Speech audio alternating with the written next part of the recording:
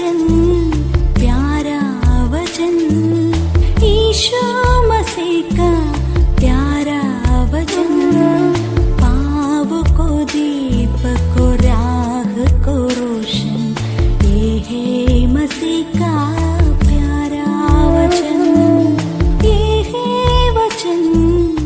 परमेश्वर के धन्य नाम की महिमा हो। प्रभात मनन के सत्र 2135 में आप सभी का बहुत ही विनम्रता के साथ स्वागत करता हूं। आइए आज को मनन के लिए हम पढ़ते हैं इब्रानी अध्याय 12 पद 14। सबसे मेल मिलाप रखो और उस पवित्रता के खोजी हो जिसके बिना कोई प्रभु को कदापि ना देखेगा। हम बीते सत्रों में ये देख रहे थे कि लोगों के साथ मेल में रहने के लिए असहमति को भी हमें खुशी से स्वीकार करना होगा। हमारे कल के मनन के अंत में हम ये देखे थे कि शांति से जीना और पवित्र जीवन के बीच एक महत्वपूर्ण संबंध है। जैसे कि मैंने कल भी बताया था, हमें से ज्यादातर लोग हमारी बातों से असहमत होने वालों को पसंद नहीं करते। हम ऐसे लोगों को पसंद करते हैं जो हमारी हर बात को जी हाँ कहते रहे, क्योंकि हमारी समझ के अनुसार जो हमारी बातों के लिए जी हाँ कहते हैं, ऐसे लोग ही हमसे प्रेम करने वाले हैं। परंतु जहां तक पवित्र जीवन के संबंध में देखें, असहमति हमारे लिए एक फायदेमंद बात है। आप सोच रहे होंगे कि वो कैसे। कई एक बार जो लोग हमारी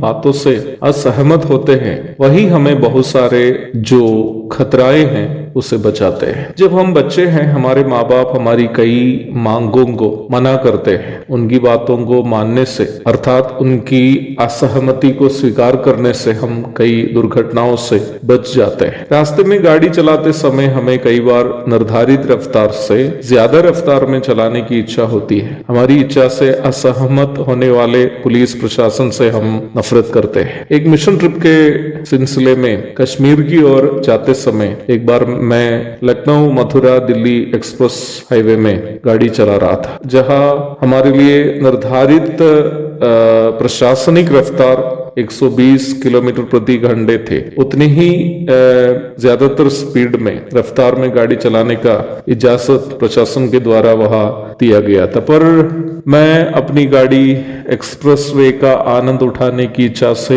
150 किलोमीटर प्रति घंटे चला रहा था। परंतु कुछ दूरी पार होने के बाद हम लोगों ने वहां एक इनोवा कार देखे जो पलटी करके पूरे तहस नहस होकर रास्ते में पड़ी हुई थी। मैंने तुरंत अपनी गाड़ी का रफ्तार कम कर दिया। मुझे याद आई कि प्रशासन मेरी इच्छा से क्यों सहमत नहीं है।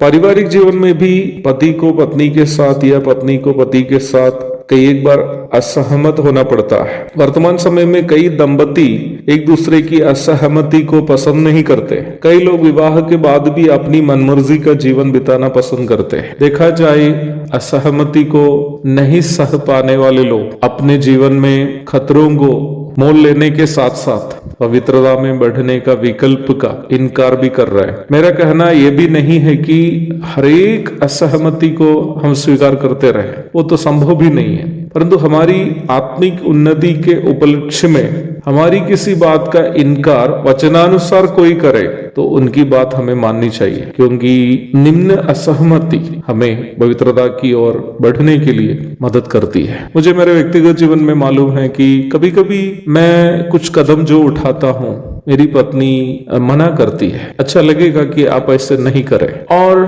मेरे पारिवारिक जीवन में मैंने ऐसा एक निर्णय भी लिया है कि कोई भी महत्वपूर्ण कदम उठाए तो उस विषय में मेरे और मेरी पत्नी के बीच में एक मेल होना चाहिए। और अभी तक की बात मैं कहूँ, मेल के साथ हम लोग जो भी निर्णय लिए हैं वो हमें सफलता की ओर आगे बढ़ाते हैं। व्यक्तिगत आत्मिक जीवन में क्यों नहीं हो और सेवकाई में आपसी मेल के साथ जो निर्णय हम लिए हैं वो निर्णय हमेशा सफलता की ओर, आत्मिक जीवन में और सेवा में और पवित्र जीवन में सफलता की ओर वो निर्णय हमें निश्चित तौर पर ले चलता है। और इसलिए ही असहमति को खुशी से स्वीकार करने की एक मानसिकता हमारे अंदर हमें उत्पन्न करने की अनिवार्यता है। एक और शुभ दिन की धन्य कामनाओं के साथ आज को मनन में यहाँ समाप्त करता हूँ। प्रभु आप सबको आशीष दे।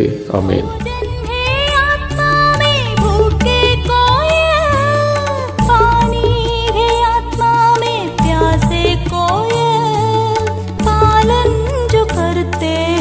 उसके लिए आशीष पाने का साधन है ये है वचन, प्यारा वचन, यीशु मसीह का प्यारा वचन।